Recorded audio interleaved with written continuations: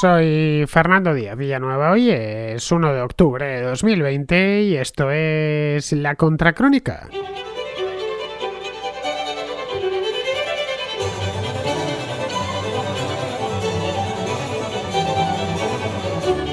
Donald Trump y Joe Biden se vieron por primera vez las caras ayer en Ohio, en un debate desordenado y bronco en el que ambos candidatos buscaron con denuedo dar el golpe de gracia al oponente sin conseguirlo ninguno de los dos. El debate estuvo caracterizado por las interrupciones continuas y los insultos, especialmente de Donald Trump, las interrupciones hacia Joe Biden. Los insultos se los intercambiaron a partes iguales. Trump atacó por el historial político de su adversario, que es muy dilatado, de casi 50 años y que por lo tanto pues está lleno de puntos oscuros y de ángulos ciegos. Biden, por su parte, se centró más en el presente. El presente, a fin de cuentas, es el presidente de los Estados Unidos, Donald Trump, y lo tiene más fácil, criticando a la administración republicana y su respuesta ante la crisis sanitaria y económica que ha provocado la pandemia de COVID-19. El debate duró unos 90 minutos, vamos, lo mismo que un partido de fútbol. Fue bastante dinámico, eso sí, y rápido, a pesar de la avanzada edad de los candidatos. Uno tiene 74 años y el otro tiene 77, 78 cumplirá el mes próximo. Su punto álgido se alcanzó cuando salió el tema este tan polémico del voto por correo, que está haciendo que corran ríos de tinta en Estados Unidos y, bueno, ríos y amazonas de saliva en la radio y en la televisión en Estados Unidos, que la campaña trumpista pues se está utilizando con mucha intensidad desde hace ya un mes, desde la convención republicana. La está utilizando como línea de ataque hacia los demócratas. Otro punto que puso al rojo vivo el debate fue el de los disturbios callejeros, que es el tema favorito de Donald Trump y donde considera que tiene las de ganar. En fin, volverán a verse las caras el próximo día 15 de octubre, es decir, justo dentro de 2 semanas. Esta vez no será en Ohio ya, será en Miami. Entre medias hay un debate de vicepresidentes, de Mike Pence contra Kamala Harris. Bien, para entonces, para el día 15, quedarán ya menos de 3 semanas para las elecciones. Pero aquí deberíamos plantearnos una pregunta, y es si realmente sirven para algo estos debates. Es decir, que si consiguen que alguien cambie el sentido de su voto, habida cuenta de que el medio en el que se realiza en la televisión no da para muchos refinamientos.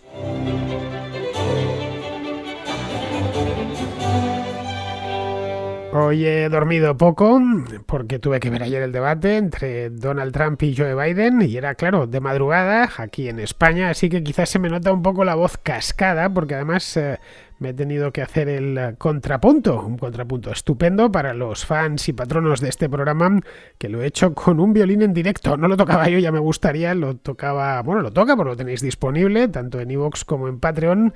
Y lo toca Estefanía Mayo de una manera magistral. Nos toca 2 piezas y además presentamos unas cuantas más. Pero bueno, ahora dejando lo interesante a un lado, que es la parte musical, vamos a lo menos interesante, que es la parte electoral.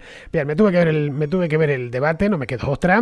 Lo hice para ahorrar a los contraescuchas el mal trago. El mal trago y a los contraescuchas que estén en España el no dormir o el dormir poco, porque luego, claro, al día siguiente pues te tienes que levantar a la hora normal. No puedes levantarte a las 12 de la mañana y aquí si no, a la vuelta de 3 o 4 días pues ya tienes el horario de Estados Unidos y tampoco es eso. En fin, ya sabéis que los venenos los cato yo y luego ya os cuento cómo ha ido la cosa, si me he envenenado mucho, me he envenenado poco. Si os soy sincero, esperaba encontrarme con una cosa mucho más enlatada y bastante más aburrida. De hecho, me puse en modo de me voy a quedar dormido, en serio, era ya tarde, estaba en la cama metido, conecté la televisión a internet. Bueno, ya sabéis que gracias a estas aplicaciones pues se puede ver televisión de casi cualquier parte del mundo y bien, no me quedé dormido, me pareció un debate peculiar, cuando menos. He visto a lo largo de mi carrera pues muchos debates electorales, no solo de Estados Unidos, sino también de otros países, especialmente del mío, como es lógico. Los de España están muy encorsetados, de ahí que sean tan aburridos. Lo único que, claro, los pasan a las 9 de la noche, que no tiene uno tanto sueño. Bueno, lo que me parecieron fueron 2 tipos de 70 y tantos años repitiendo como papagayos su argumentario sin, por supuesto, escucharse mutuamente el argumento que ponía cada uno y básicamente buscando el modo de conseguir un titular fácil atacando al contrario. Podrían haber perfectamente hecho esto a través de un chat de Twitter, se hubieran puesto, vamos a hacer un debate tuitificado, Entonces, vamos a ver quién le mete esto que en España lo llamamos zasca, quién mete el zasca más sonoro al otro candidato. Pero bueno, ya sabéis, se llevan pues 60 años haciendo debates electorales, 60 exactos además, desde las elecciones del año 1960, y es casi no, es una tradición en las elecciones de Estados Unidos. Este año tenemos 3 debates, uno es este que acaba de pasar, luego tendremos otro el día 15, como ya os he dicho, y otro más que creo que es el día 29. Entre medias, como os comentaba antes, hay uno de vicepresidentes, Kamala Harris contra Mike Pence, que tiene lugar, hablo de memoria, en Utah, creo. Bueno, tendrá evidentemente, este de Pence y Kamala Harris tiene menos interés en principio porque, bien, son los vicepresidentes. Pero claro, teniendo en cuenta que si gana Joe Biden, Kamala Harris va a mandar mucho, aunque solo sea por el estado de salud y ya la misma edad que tiene Biden. Biden como presidente, si ganase las elecciones, cumpliría 80 años en la Casa Blanca, así que ya se sabe, con 80 años se funciona muy bien mentalmente hasta que se deja de funcionar bien, y esto implica que el presidente de Estados Unidos pues vaya a tener que relajar muchas de las decisiones en su vicepresidenta, que sería Kamala Harris, y que está en la flor de la edad. Así que este debate de Pence contra Harris, la verdad es que puede estar interesante, diría incluso que mejor que el de los candidatos. La cuestión es que me estuve viendo este debate, me lo encontré muy movido, sinceramente os lo digo. Fui tomando notas con idea de sacar una conclusión, y la verdad no hubo ningún tema que dominase y que ensombreciese a los demás. Eso es de las cosas que me di cuenta, y a la vuelta de 3/4 de hora ya uno más o menos lo veía. Estaban yendo de un lado a otro. Os decía antes que había sido bastante desordenado. La tónica fue en esencia la del ataque personal, y claro, en este punto atacar lo que se dice atacar pues lo hace bastante mejor Trump. ¿Por qué? Pues porque es un polemista nato, no es una cosa de ahora, lo era ya mucho antes de llegar a la presidencia. Es un tipo al que se le da muy bien el insulto, y además insulta con bastante gracia, muy ocurrente. No hace falta ni siquiera que le soplen el discurso a través de un pinganillo que tiene enganchado al oído, en absoluto. A Trump es ocurrente, estas cosas se le dan bien. Biden se mueve mejor en las distancias cortas, al parecer, según cuentan, es un tío muy hábil, tremendamente hábil en Washington para conseguir cosas, pero las cámaras no se le dan tan bien. Eso es lo cierto, y creo que además ayer tuvimos oportunidad de verlo. Vamos, que Biden no es una estrella de la televisión como si lo fue Donald Trump, que lo era ya mucho antes de llegar a la Casa Blanca, muchísimo antes de siquiera plantearse meterse en política. Trump maneja muy bien la gestualidad, también la entonación, y sobre todo maneja muy bien los ritmos de la televisión. Caray, no es casualidad que fuese la estrella televisiva en Estados Unidos gracias a aquel programa El Aprendiz durante un montón de años. Hace 15 años este hombre ya era una auténtica celebridad, y en buena medida le debía esa celebridad gracias a los medios de comunicación, tanto como empresario como posteriormente como estrella televisiva. Biden no tiene ese perfil.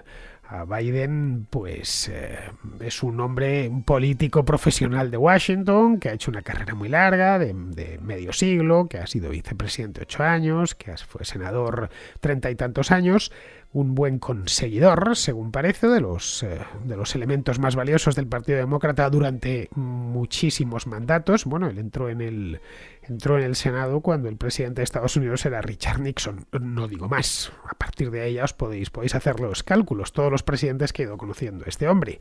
De ahí que se le veyese a lo largo del debate bastante frustrado por las interrupciones constantes, hasta que ya al final estaba harto de que le cortasen continuamente, y le pidió se lo dijo además de no muy buenas maneras, le pidió a Trump que se callase. Bien, el moderador, un tipo llamado Chris Wallace, muy famoso en Estados Unidos, un periodista ya de cierta edad, de la cadena Fox, pues la verdad es que no sabía muy bien qué hacer, por lo que empatizó de manera muy visible, además, con Biden, y se puso más o menos de su lado para refrenar los ímpetus de Donald Trump, que en ciertos momentos parecía una apisonadora, agarraba un tema y seguía por ahí. En este caso, bueno, esto ha quedado bastante evidente a poco que hayáis visto solo unos cuantos clips del debate. El propio Trump colgó ayer en Twitter una cosa, bueno, muy en su línea, 2 fotografías, una de ellas era él, y a la derecha, por su cara, versus, y estaba Chris Wallace y Joe Biden. Bien, evidentemente, pues eso tuvo miles y miles de retweets y contestaciones, etcétera. Este tipo de cosas son las que Trump hace bastante bien, conoce bien, a pesar de que tiene 74 años, este tipo conoce muy bien cómo funciona la comunicación de nuestra época. Bien, dejando al lado el tono, que no fue el mejor, ni muchísimo menos, que ya como os decía al principio fue bastante bronco, Trump acusó a Biden de ser poco menos que pues algo así como un juguete en manos del ala izquierda, de los radicales de su partido, el Partido Demócrata. Bien, esa era una simple apreciación de parte. Evidentemente, tú puedes decir, bueno, yo creo que usted es un tipo de extrema izquierda o no lo es, que es lo peor de todo, pero está en manos, es un juguete de los tipos de extrema izquierda de su partido. Así que Biden se trató de ceñir a los hechos y criticó la gestión de la pandemia, que es lo que más a la vista está y más a mano está. Bueno, la gestión de la pandemia y el desinterés que Trump lleva poniendo en los últimos años en temas como el del cambio climático.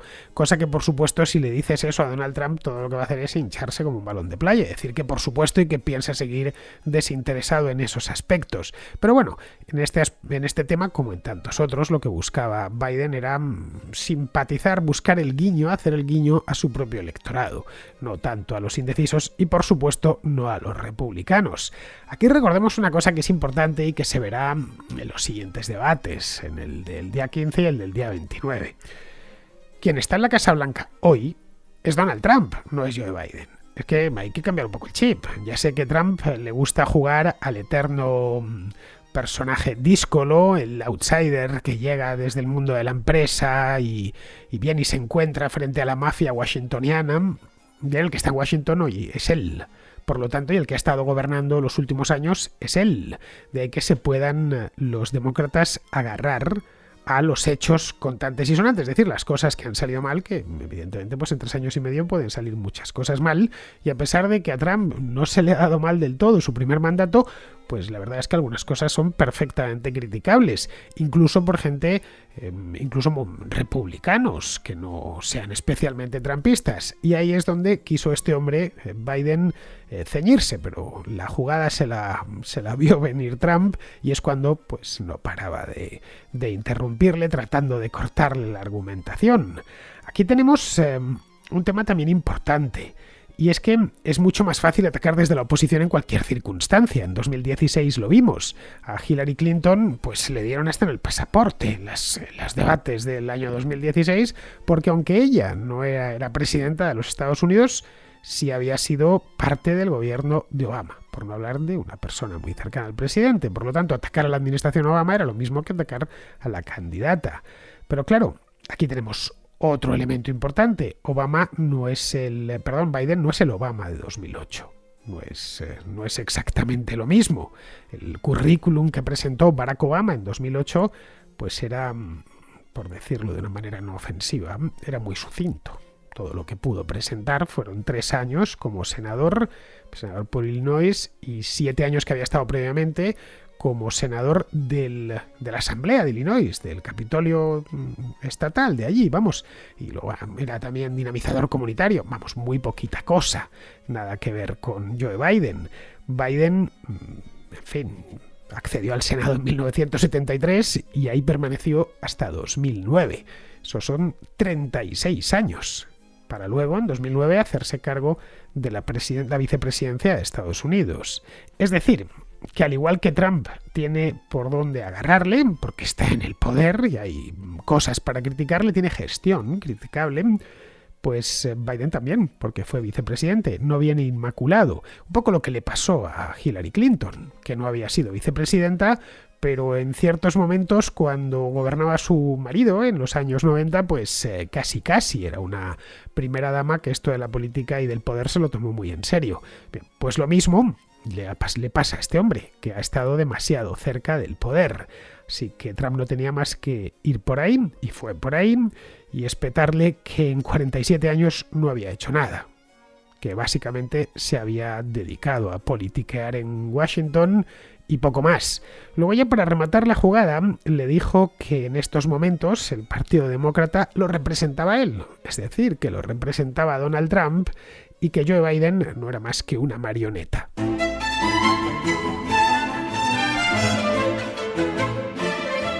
Pero el tema de la noche yo no creo que fuese nada de esto, de estas acusaciones de usted lo hizo mal. Bueno, en inglés ya sabéis que no tienen el usted, por lo tanto pues no se pueden llamar de usted en los debates, solo se manejan con el tú.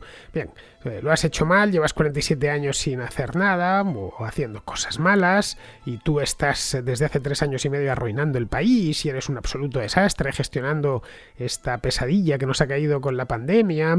No, yo creo que los temas no estuvieron ni muchísimo menos en cuestiones de gestión, ni de la gestión de Biden como vicepresidente durante 8 años, ni de la de Trump como presidente durante 3 años y medio.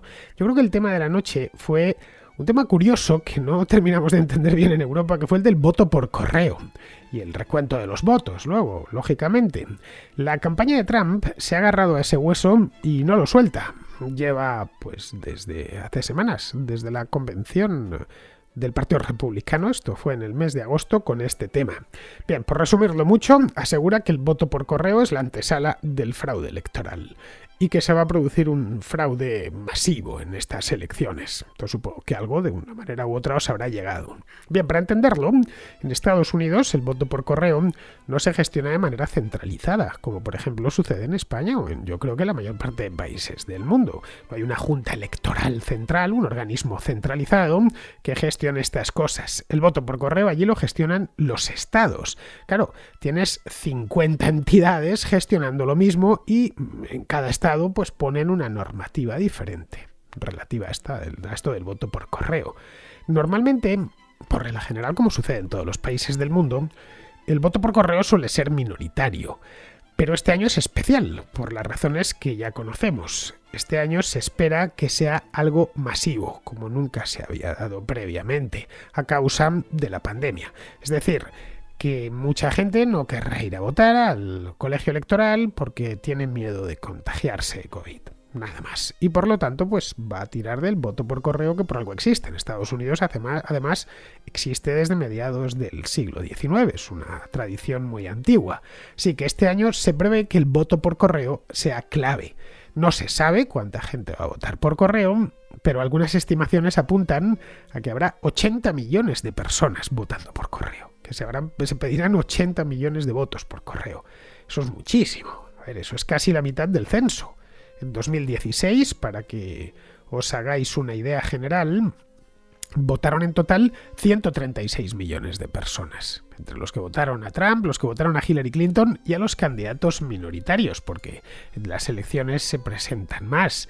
El tema es que prácticamente todos los dos principales candidatos lo llevan todos, pero en las de 2016, por ejemplo, Gary Johnson, que era el candidato del Partido Libertario, se llevó 4,5 millones de votos. Y luego Jill Stein, que era la del Partido Verde, no se presenta esta misma, pero se sigue presentando el Partido Verde, creo que se llevó 1 millón o 1,5 millones, una cosa así.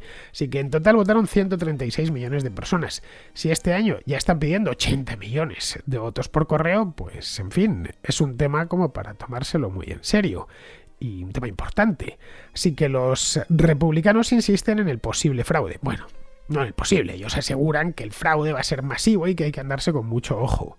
Le dijo a Biden que los carteros de algunos estados estaban vendiendo las papeletas y que creo que fue en el estado de Virginia, no, Virginia Occidental exactamente es donde se lo dijo, y que en ciertas áreas controladas por los demócratas se estaban enviando papeletas por duplicado para adulterar el sentido del voto. Claro, como la normativa no es común en todo el territorio, pues es relativamente sencillo buscar excepciones o aplicar normas extrañas y, bien, a partir de ahí dotarlas de significado político.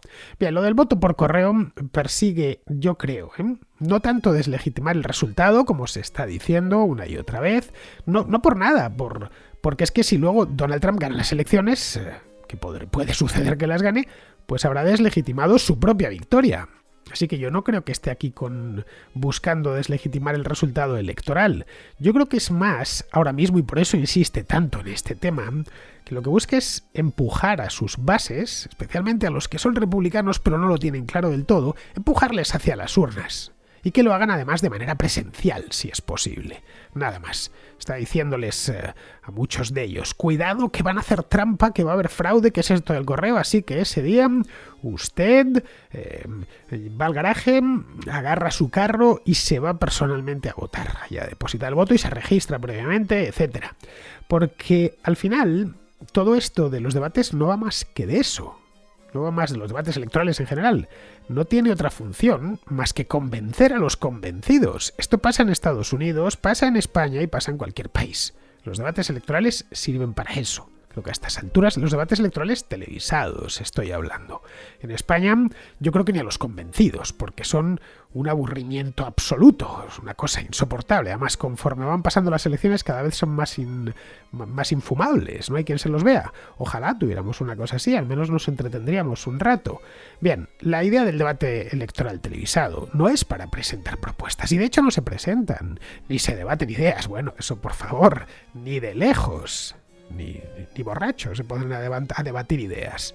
Ni siquiera se dialoga con la cortesía parlamentaria habitual. Es decir, son más educados dos tipos en la Cámara de Representantes que un representante republicano y otro demócrata debatiendo sobre un tema que lo que se ve luego en televisión. Simplemente la televisión no sirve para eso. No es solo cosa de los candidatos. Es que la televisión no es el medio. En televisión a lo único que puedes aspirar es a crear impresiones. No muy duraderas, por cierto, pero impresiones potentes durante un periodo breve de tiempo. Y más aún en estos tiempos en los que vivimos en una orgía continua de imágenes, que se amontonan unas encima de las otras. Caray, nos llegan a través de todos los soportes posibles. Nos llegan imágenes en movimiento, estoy hablando, ¿eh? Nos llegan a través del televisor, eso por supuesto, de la computadora, del teléfono, de la tableta. Caray, hasta en el metro hay pantallas con informativos, no sé en el de otros países, pero en el de Madrid pues te lo ponen hasta dentro del vagón. Vas viendo, van pasando imágenes de las noticias del día de modo mudo, sin sonido, pero lo vas viendo continuamente. Caray, es imágenes y más imágenes. Ayer en Ohio la imagen lo que presentaba eran a dos septuagenarios descalificándose entre ellos con la idea de que esas descalificaciones pudiesen reducirse a simples titulares, o mejor todavía, a tweets efectivos, tuitazos que decimos en España. Y al final todo quedó en eso. Un espectador escéptico que se pusiese ayer a ver el debate, pues la verdad es que dudo mucho que él pudiese decidirse, porque ninguno de los dos abordó un solo tema de manera constructiva. Es decir, tenemos este problema y la mejor manera de resolverlo es esta o es aquella. Para acto seguido, pues defender razonadamente su postura frente a los peros que vaya poniendo el contrario. Pero esto en principio es un debate. Lo que pasa es que la televisión no es el lugar para debatir de esa manera. No sé, podríamos plantearnos también que Trump o Biden son incapaces de hacer eso. Yo no lo creo. No creo que sean incapaces de debatir así. A ver, tontos no son. Todo lo contrario. Y tienen cierta edad. Tienen 74 y 77 años, respectivamente. Pero claro, ese no era ni el momento ni el lugar de debatir. Por eso todos, a excepción de los activistas de ambos partidos, pues quedaron tan decepcionados. Quizá estemos depositando en la televisión unas esperanzas que simplemente no nos puede corresponder por la naturaleza misma del medio y por cómo está concebido. Tanto Trump como Biden tienen buenas razones para defender su candidatura, cada uno de orden distinto, pero ambas candidaturas tienen buenos puntos de defensa y tienen también buenas razones para tratar de convencer a los indecisos. Pero es que ya no estamos en los años 60 o en los años 70, cuando la televisión era la única ventana hacia el mundo exterior, por lo menos. El debate de ayer ha ido a mirar la audiencia y lo vieron unos 45 millones de espectadores en 3 o 4 cadenas de televisión. Lo dio la ABC, la NBC, la Fox, por supuesto. 45 millones de espectadores. Bien, solo en Twitter Donald Trump tiene 86 millones y medio de seguidores, a los que hay que sumar luego los 30 y tantos millones de seguidores que tiene la cuenta oficial del presidente, que se utiliza, por supuesto, para promover la figura presidencial, en este caso, de Donald Trump. Solo ayer, Donald Trump publicó decenas de tweets con vídeos cortos. Bueno, añadámosle a esto el movimiento imparable en otras redes sociales como Facebook o la actividad frenética en los digitales y en los programas de radio online, donde se puede profundizar más en los temas. Caray, las campañas hoy se hacen ahí. La televisión empieza a ser un dinosaurio plagado de limitaciones en el que lo único que puede hacerse es dar espectáculo. Y eso mismo es lo que hicieron estos dos ayer.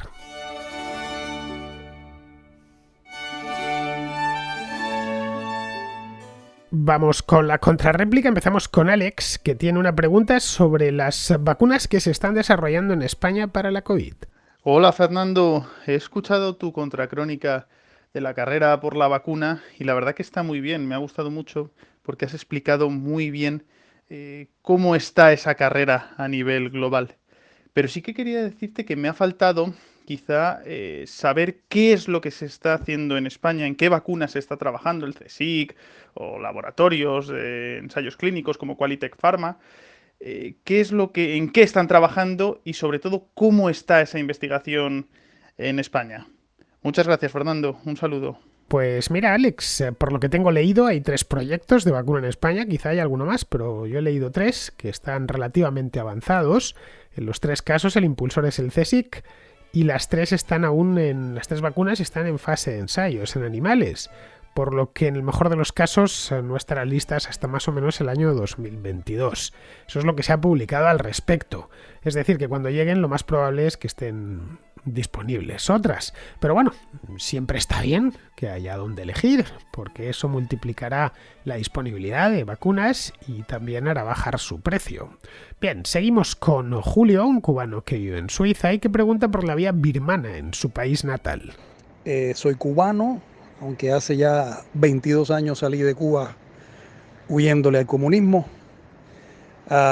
Y ahora vivo en Europa, vivo en Suiza y bueno, siempre admirador de tus conocimientos, sobre todo de Cuba, del comunismo, porque bueno, uno estaba tan ciego y tan perdido, tan ignorante a tantas cosas, que cuando empezamos a escuchar, cuando salimos y empezamos a escuchar y a conocer y a leer de verdad y entender la historia, no esa historia manipulada que nos dieron, sino la que es en realidad, pues entonces sí que es bien duro, pero al mismo tiempo te hace libre, ¿no?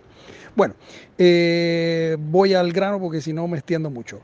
El expresidente Barack Obama, en su último periodo, visitó Cuba, ¿no? Ya justo en los últimos tiempos. Visitó Cuba, bueno, levantó el bloqueo, en fin, ya sabemos todo ese teatro que hubo ahí, ¿no? Bueno, la cosa es que estando en Cuba se reunió con los opositores, que por cierto, ahora mismo hay mucha oposición, la gente está terrible tirándose a las calles, la situación está difícil, hay muchos presos políticos, en fin, terrible está la cosa. Y poco se habla de Cuba, en fin. Barack Obama se reunió con los opositores y les propuso lo que sería la salida birmana, ¿ok? Les propuso la vía birmana. ¿En qué consistiría? Pues que la posibilidad de que el gobierno, el castrismo, los militares se queden como en Birmania con la mitad digamos, de la Asamblea Nacional, lo que sería el equivalente a la mitad del Congreso, y ellos pues liberarían la otra mitad para que entren los opositores, para que entren, bueno, hubiera algo de apertura en esa otra mitad. Le llaman a eso la salida birmana. Eso hasta ahora, bueno, eso no se conoce mucho, no se habla mucho, pero si investigas un poco vas a ver el tema, ¿no? Dime tu opinión, sé que eres un gran especialista de Cuba y de estos temas, y me gustaría mucho escuchar y que amplíes un poquito ese tema. Pues nada, muchas gracias y adelante, me encanta tu programa. Leo todos tus posts, todo lo que saques, yo lo bebo con mucha ansiedad. Así que muchas gracias. Un abrazo, chao. Pues me temo, Julio, que de vía birmana nada. Te preguntarás por qué. Bueno, pues porque eso implicaría reformas en profundidad, primero económicas y luego políticas. Las primeras dirigidas a abrir la economía y promover el desarrollo, y las segundas para ir abriendo poco a poco el juego político. A ver, Birmania no es propiamente una democracia, pero permite ciertas libertades, como por ejemplo la de expresión con bastantes restricciones, la de prensa con bastantes restricciones, pero la permite. Los periódicos en Birmania son más libres que en Cuba, donde directamente no existe prensa no adicta al régimen o que no sea oficial. También permiten, por ejemplo, en Birmania que se formen partidos políticos. El ejército allí se reserva el 25% del parlamento. Luego el 75% restante se decide en elecciones, a las que concurren partidos autorizados. Evidentemente, Birmania está muy lejos de ser una democracia y de disfrutar de un Estado de Derecho propiamente dicho. Pero vamos, es mucho más libre que Cuba, que es un régimen de partido único en el que toda disidencia, absolutamente toda disidencia, está proscrita. Luego, en el ámbito puramente económico, Birmania llevó a cabo un programa de liberalización hace ya 10 años, esto creo que fue en 2010, 2011, que ha posibilitado la entrada de capital extranjero en grandes cantidades. Caray, que en Rangún hace unos años hasta abrieron una bolsa de comercio, algo simplemente impensable, solo pocos años antes. Bien, algo así, una bolsa de comercio en La Habana es, implanteable. Tú te imaginas la bolsa de La Habana o la bolsa de Santiago de Cuba, ¿no? Pues en Rangún existe una bolsa de comercio. Bien, respecto a lo que pasó en 2015, que fue de lo último que hizo Obama en política exterior, aquel acuerdo para la apertura de Cuba, a Obama Raúl Castro le contó el cuento ese de la vía birmana. Y Obama se lo creyó. Bueno, se lo creyó porque quiso creerlo. Quería que aquello formase parte de su legado. Pero claro, es que Obama, aparte de no entender español, no entendía la naturaleza íntima del régimen cubano. Es decir, no hacen reformas ni las harán nunca porque no están dispuestos a ceder ni un gramo del poder omnímodo del que disfrutan desde hace 60 años. Si no las hicieron en los años 90, cuando el país estaba literalmente muriéndose de hambre, ¿las van a hacer ahora? No. El Partido Comunista es y el ejército, un dispositivo de poder que no está dispuesto a ceder nada, absolutamente nada, ni un centímetro cuadrado del poder del que disfrutan.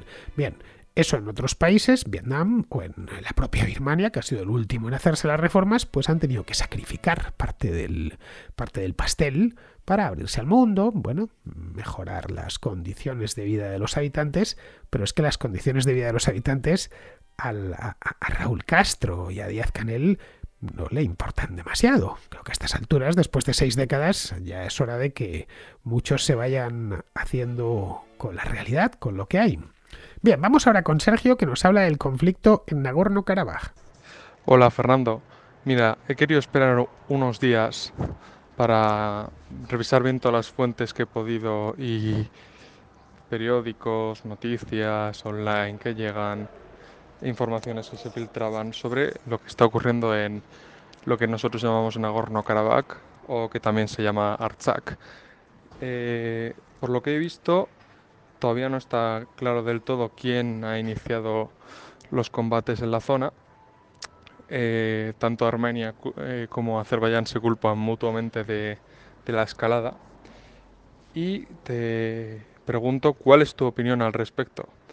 Yo personalmente creo que desde un punto de vista estratégico, Azerbaiyán lleva ya desde hace varios años con una estrategia de pequeños asaltos para ir tomando colina a colina o loma a loma, camino a camino la región. Además de llevar un par de años invirtiendo mucho en defensa, en compra de material moderno como drones, sistemas de artillería.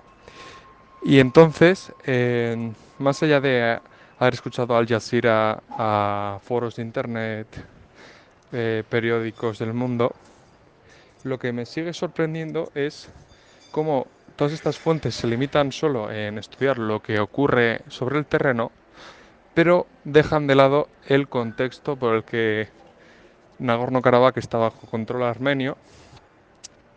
¿Y por qué no hacen un análisis pormenorizado para que todo el mundo sepa lo que ha ocurrido, de las causas históricas, de cómo Stalin entregó esa región a Azerbaiyán, si había tenido presencia cristiana armenia mayoritaria durante siglos, o si o como había pertenecido a uno de los califatos del Cáucaso. Quizá tú puedas hacernos un breve resumen para que todo el mundo lo sepa. Y quizá estaría bien también añadir cuáles son tus pronósticos para el desenlace. Yo personalmente creo que después de todos estos tiros que ha habido, volverá a haber un receso, todo volverá a tranquilizarse, para luego, quizá dentro de un par de años, volver a la misma situación de que alguien ha iniciado la escalada de nuevo y vuelven los tiros, para volver a conquistar un trozo de terreno, y así sucesivamente. Un saludo y gracias por el programa. Pues mira, Sergio, a ver si la semana próxima hago un programa sobre esto de Nagorno-Karabaj. Me lo han pedido también por WhatsApp, porque es un tema bastante interesante. Bueno, realmente es un conflicto que ha permanecido latente desde los años 90. Azerbaiyán en aquel momento se echó para atrás, estoy hablando de mediados de los años 90, porque Rusia apoyó a Armenia y Turquía en ese momento se inhibió. El Azerbaiyán de 1995 estaba muy empobrecido y aquello era demasiado costoso, y además no se querían enfrentar a Rusia. El Azerbaiyán de hoy pues no es ni sombra del que era en 1995. Es un país más rico, muchísimo más rico que entonces, mucho más pujante. Está bastante más poblado que Armenia, tiene 10 millones de habitantes frente a Armenia, que debe tener unos 3, y su PIB se ha multiplicado por 20 desde los años 90. Gracias a un programa de reformas económicas muy ambicioso que atrajo mucho dinero al país, que es un país, siempre lo fue, rico en gas y en petróleo. Tiene varios oleoductos y gasoductos que tiran hacia Rusia o salen hacia el Mediterráneo, justo bordeando la frontera armenia. Salen de Azerbaiyán, se meten por Georgia y de ahí ya salen hacia Turquía. Vamos, que se sienten fuertes, con las espaldas cubiertas por la Turquía de Erdogan, que es mucho más expansiva que la de hace 20 o 25 años. Si miras el mapa verás que Armenia está emparedada entre estos dos países, con los que tiene una relación pésima. Por eso en Armenia cuidan tanto la relación con Georgia y sobre todo con Rusia. Respecto a cómo terminará esto, pues no sabría decirte, no soy adivino, pero yo creo que hay un hecho innegable. Y es que en Nagorno-Karabaj viven armenios, unos 150.000 más o menos, así que ¿qué van a hacer con ellos? Allí ya no queda ni un solo azerí, así que si quieren hacerse con aquel territorio y controlarlo, pues pequeño, pero muy montañoso y por lo tanto difícil de controlar, pues tendrán que hacer, no sé, una deportación. Deportar a 150.000 personas. Eso no sé, en 1940 pues quizá, pero en el año 2020 esto no lo verá con muy buenos ojos la comunidad internacional. Así que, no sé, es muy probable que después de esto las cosas, como bien dices, vuelvan a quedarse como antes hasta el próximo conflicto. Bien, vamos a terminar ya, vamos con Pizarro, que nos habla de un triste logro al que se llegó hace unos días y del que os hablaba yo ayer, que fue el 1.000.000 de muertos por COVID. Los datos oficiales no son fiables, pero sí orientativos. Indican que la pandemia, sin vacuna y sin tratamiento eficaz, circunvala el globo y tiene una tasa de mortalidad baja, lo que alienta el pensamiento de que la tecnología llegará al rescate. Los datos también indican que sociedades envejecidas, hacinadas, de alta sociabilidad, abiertas al mundo y con instituciones y sistemas sanitarios inexistentes o ineptos, se están llevando las querencias del virus. Más de 1.000.000 de muertos mal contados ya es una referencia acerca del tamaño del problema. Mayor del que la cicatera contabilidad oficial pretende para tapar las vergüenzas de los gobiernos y menor de lo que los sobrepasados e incompetentes gobiernos alarman para excusarse y trasladar la responsabilidad al virus de la sociedad. Cuentas aparte, cada uno de nosotros podemos protegernos eficazmente. Hagámoslo. Un cordial saludo de Pizarro. Y hasta aquí, queridos amigos, llega la contra de hoy. Mañana no hay contra porque es que mañana es viernes y los viernes tenemos contrahistoria. Y además tenemos contrahistoria garinesca mañana. Viene aquí al estudio y vamos a hacer una contrahistoria de un tema que no os digo para que os paséis mañana a consultar. Es un tema, bueno, no os voy a decir el tema, pero sí un poco de qué va. De historia del arte. Lo dejo ahí, ya sabéis que Alberto de historia del arte sabe muchísimo. Así que os esperamos ambos, Alberto y yo, en la contrahistoria. Hasta mañana, amigos.